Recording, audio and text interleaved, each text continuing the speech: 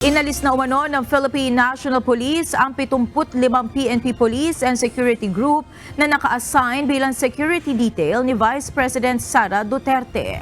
Sa inilabas na statement ni VP Sara, sinabi nito na si PNP Chief Police General Romel Marbil ang nag-issue ng kautusan kahapon July 22. Tiniyak naman ng pangalawang Pangulo na hindi nito maapektuhan ang kanyang trabaho. Umaasa rin siya na ang hakbang na ito ay makatutulong upang mabawasan ang paglaganap ng ilegal na droga at krimen sa bansa.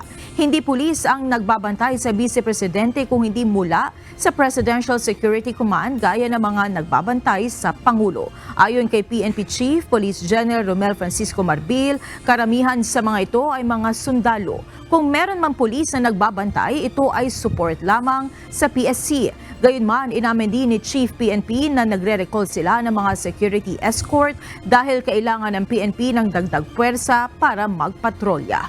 Hindi lamang anya opisyal ng pamahalaan ang tinanggalan kung hindi pati na rin yung mga retired general.